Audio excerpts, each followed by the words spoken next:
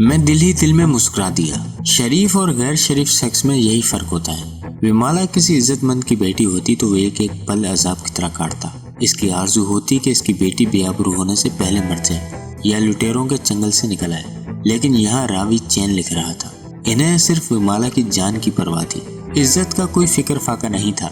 मैंने करण कुमार से रुखसत होते हुए कहा, अच्छा जी, अब इजाजत दें। विमाला के सिलसिले में मजीद बात करने के लिए अगर आप कल या परसों जालंधर तशरीफ ले आए तो ये मुनासिब रहेगा। करण कुमार बोला, आपने मेरे मुंह की बात छीनी है। मैं परसों जरूर आपके पास हाजिर हूँगा, और अगर इस दौरान सतराम जा की तरफ से कोई नया पैगाम आया तो इसके बारे में भी आपको बता दूंगा। मुझे बिलाल शाह का शिद्दत से इंतजार था, लेकिन खोती का दूध पीकर वो शायद ज्यादा ही भुलक्कड़ हो गया था। 4-5 रोज तक इसने कोई खबर नहीं दी, और जब आया तो मायूसी की खबर लेकर आया। कोशिश के बावजूद वो विमाला के बारे में कुछ नहीं मालूम कर सका था। इसका कहना था कि विमाला कम से कम सतराम वाले डेरे पर मौजूद नहीं। जैसा कि मैंने बताया है, रूही के साथ साथ सांसियों के 3-4 डेरे थे।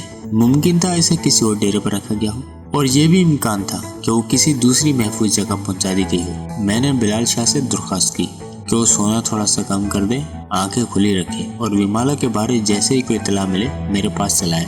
वो जलकर बोला, इतला मिलेगी तब है ना, मैंने तो खुद इतला नहीं बन जाना। उबले हुए शलजम खा खाकर पहले सर पोला हो गया है मेरा। ऊपर से 4 मील खेतों में पैदल चलकर आना पड़ता है। यकीन करें, यहाँ तक आते आते आधी जान रह जाती है। मैंने कहा, भाई ये बात तो मैं भी जानता हूँ, बड़ी हिम्मत है तुम्हारी इन टांगों की, हर वक्त इतना भारी बोझ उठाए फिरती है। 25-30 शहर की तो तुम्हारी तूंद ही होगी, 25-30 से भी ज्यादा होगी, वो रवानी में कह गया। फिर इसने घूर कर मुझे देखा और कड़वे लहजे में बोला, बस आपको मेरी तूंद की ही पड़ी रहती है, ये नहीं देखते इस तूंद में कुछ है भी या नहीं। कसम ले लें मुझसे जो पिछले 3 हफ्तों से मैंने तड़के वाला सालन खाया हो। मैंने इसी वक्त नौजवान संतरी को हिदायत की कि वो गर्मा गर्म चरगे ले आए, अपनी उम्र के और बिलाल शाह के साइज के। 7 तंदूरी नान और अड़ड़ का जग भी हो। ये आर्डर सुनकर बिलाल शाह की बातें खिली और खुलती चली गई। बिलाल शाह को तो खिला पिलाकर मैंने वापस सांसों के डेरे भेज दिया और खुद विमाला के चचा करण कुमार का इंतजार करने लगा। मुझे लाहौर से आए 4 रोज हो चुके थे, लेकिन वो अभी तक नहीं आया था। कल तो सारा दिन बारिश होती रही थी। मेरा ख्याल था कि शायद आज आ जाए। वो इस रोज दोपहर को जयपुर पहुंचा। मैं इसे लेकर सीधा घर आ गया। वो आज कुछ परेशान सा था। मैंने इसे चाय वगैरह पिलाई। वो मुझे अपने बारे में बताने लगा। अरसा 5 साल से वो कराची में रह रहा था। वहाँ किसी मेमन की फर्म में मुलाजमत करता था। बस कभी कभार यतीम भतीजी से मिलने लाहौर आता था। भतीजी विमाला की माँ यानी करण कुमार की भावज, रिश्ते में इसकी खाला भी थी। भावज और भतीजी दोनों रघुनाथ पर बेहद इत्मीनान करती थी, और बाज लोगों को तो यही पता चला था कि रघुनाथ विमाला का बाप है। करण कुमार जब भी लाहौर आया 1-2 रोज के लिए आया। इस मुख्तसर वक्त में किसी शख्स के बारे में कोई वाज़ेह राय कायम नहीं की जा सकती। करण कुमार का भी यही ख्याल था कि रघुनाथ एक मुखलिस शख्स है।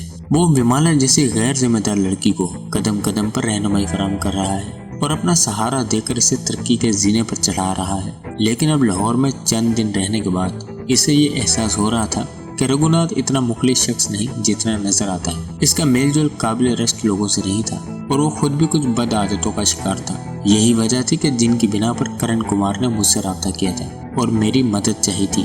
मैं और करण कुमार काफी देर तक सर जोड़कर बैठे रहे।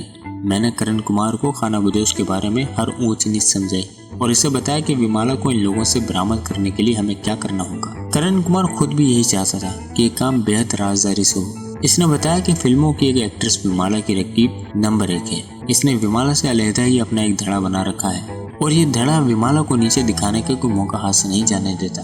अब विमाला ने खुद ही अपनी बेवकूफ़ी से इन लोगों को एक सुनहरी मौका फराहम कर दिया था। ये मौका इन लोगों के हाथ लग गया तो वो जबरदस्त तमाशा बना देंगे। मैंने करण कुमार को बताया कि मेरे 1-2 मुखबर खाना बदोशों के डेरे में मौजूद हैं। जो ही उन्होंने कोई खोज लगाया और हमें विमाला का ठिकाना मालूम हुआ, हम इसको मक्खन के बाल की तरह वहाँ से निकाल लेंगे। करण ने कहा, मैंने भी कराची जाने का इरादा तर्क कर दिया है। मैं यहीं भाभी के पास रहूंगा।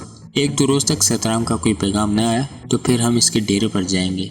मैंने कहा, मैं आप लोगों की तरफ से किसी अच्छी खबर का मुंतजर रहूंगा, और मैं आपकी तरफ से। करण ने कहा, लेकिन फिर यूं हुआ कि ना मैं करण कुमार को कोई अच्छी खबर दे सका और ना वो कोई अहम इत्तला पहुंचा सका। पूरे 8 रोज गुजर गए। विमाला का कहीं सुराग नहीं मिला। सतराम जा के डेरे की तरफ से तो मैं बेफिक्र था। वहाँ बिलाल शाह मौजूद था। विमाला डेरे पर लाई जाती तो बिलाल शाह की एकाबी नजरों से छुपी न रहती। बाकी 3 डेरों के बारे में मुझे फिक्र थी, और वहाँ मैंने 2 मुखबरों को मुसलसल हरकत में रखा हुआ था। इनमें से एक तो वही हवलदार अंत सिंह था जो इससे पहले सतराम जा के डेरे पर मौजूद था। ये एक चरसी था जो भरे हुए सिगरेट के लालच में डेरों की बातें हमें बता जाता था। 8 दिनों में इन दोनों मुखबरों ने मुझसे कम से कम 6 दफा मुलाकात की, लेकिन वो कोई काम की बात नहीं बता सके। 9वें रोज मुझे कत्ल के केस के सिलसिले में सरगोदा जाना पड़ गया। यहाँ 2 पार्टियों में अराजी का लंबा तनाजा चला हुआ था। कातिल भागकर टिब्बी रख सरकार में रुपोश हो चुका था। इलाके के लोग सरापा एहतजाज बने हुए थे। मुझे इस मामले से निबटते करीबन 1.5 हफ्ता लग गया। वापस जलिंधर पहुंचकर मैंने सब इंस्पेक्टर से सबसे पहले विमाला केस के बारे पूछा। वो मायूसी के साथ नफी में सर हिलाने लगा। इसने बताया कि अभी तक कोई खोज नहीं मिला। इसने विमाला के चाचा करण के बारे में भी बताया। कहने लगा, करण कुमार हफ्ते के रोज आया था, बहुत परेशान दिखाई देता था। कहता था विमाला की माँ पर गश्ती के दौरे पड़ रहे हैं। वो रघुनाथ सतराम के पास भी गए थे। सतराम ने इन्हें कोई हौसला अफजा जवाब नहीं दिया। इसने कहा है अगवा करने वालों ने इसे दोबारा राब्ता नहीं किया। ये बातें सुनकर मेरा पैमाना सब्र लबरेज हो गया। मैंने फैसला किया कि अब सतराम जा और इसके मस्टंडे भाई को ज्यादा ढील नहीं दूंगा। उन्होंने भी जो सांप निकालना है निकालना। लेकिन फिर इसी रात हालात ने एक बिल्कुल नई करवट ली। मेरी मुलाकात बिलाल शाह से हुई और इस मुलाकात में वो गुफ्तगू हुई जिसका मैंने तस्वुर नहीं किया था। बिलाल शाह के किरदार का ये रुख मेरे लिए बिल्कुल नया था, यकीनन आपके लिए भी नया होगा। बिलाल शाह रात करीबन 11 बजे मेरे घर पहुंचा। वो हस्बे मामूल कंबल में लिपटा हुआ था। इसका सता हुआ चेहरा देखकर मैं समझ गया कि वो आज भी कोई काम की खबर नहीं लाया। बहरहाल वो काफी दूर से पैदल चल कर आया था और बकौल इसको बड़े शलजम खा खाकर इसका सर पोला हो चुका था। मैंने मुलाजिम को आवाज दी और वो फटाफट बिलाल शाह के लिए गर्म दूध का किंग साइज गिलास ले आया। बलाई वाला दूध देखकर बिलाल शाह की आंखों में मुसरत अंगेज चमक आ जाया करती थी, लेकिन आज ये आंखें बुझी ही रही। वो सख्त दिल गिरफ्तार नजर आ रहा था। क्या बात है बिलाल शाह, खैर तो है? खैर ही है जनाब। वो बेदिली से मुस्कुरा दिया। मैंने कहा, तो फिर दूध पियो, यहाँ दूध पिलाने का कोई चक्कर नहीं है। इसने गिलास उठाकर मुंह से लगाया और 1-2 घूंट लेकर नीचे रख दिया। बोला, खान साहब, आज पहली बार आपका मंगवाया हुआ दूध मुझे कड़वा लगा है। लगता है हलक से लेकर सीने तक सब कड़वा है। क्या बात है? मैंने हैरान होकर कहा। आज बड़ी दानाओं वाली बातें कर रहे हो। इसने एक लंबा खंगूरा मारकर गला साफ किया और बोला, खान साहब, आज मेरे सर पर एक बहुत बड़ा बोझ है। लगता है कोई बड़ी गुठरी उठा रखी है मैंने। दरअसल वो कुछ कहते कहते चुप हो गया। हाँ कहो, मैंने इसे हौसला दिया। वो बोला, खान साहब, दरअसल मैंने आपसे एक झूठ बोला है और ऐसा जिंदगी में पहली बार हुआ है। कैसा झूठ? मैंने पूछा। बिलाल शाह बोला, विमाला सतराम जा के डेरे पर है। मैं इसके बारे में जानता भी था, फिर भी आपसे छुपाए रखा। मुझे अपने कानों पर यकीन नहीं आया। बिलाल शाह और मुझे धोखे में रखे ये कैसे हो सकता था?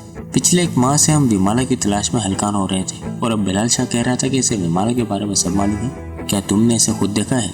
मैंने बेयकीनी से कहा, ना सिर्फ देखा है बल्कि मैं इसे खाना पहुंचा कर भी आता रहा हूँ। मेरा दिमाग चकरा रहा था। मैंने कहा, बिलाल शाह, मुझे यकीन नहीं आ रहा था कि तुमने मुझसे ये अहम खबर छुपाई है। अगर छुपाई है तो मैं समझता हूँ जरूर इसकी कोई बड़ी वजह होगी। वो अफसरदगी से बोला, यही तो दुख है जी, ऐसी कोई बड़ी वजह भी नहीं थी, बस समझे कि अकल पर पर्दा सा पड़ गया था। सच है खान साहब, खूबसूरत औरत बड़ी शय होती है, बड़े बड़ों की मान तोड़ देती है। अब मेरी तरफ देख ले, मेरे जैसा औरत बेजार बंदा भी चंद दिनों के लिए झुला सा गया था और अब ये जल ही है ना कि मैंने सब कुछ जानते बूझते इसकी बात मान ली और आपसे असलियत छुपाने पर तैयार हो गया। बिलाल शाह अपने आप से सख्त नाराज नजर आ रहा था। इस नाराजगी ने इसके चेहरे को गहरी संजीदगी में ढांप रखा था।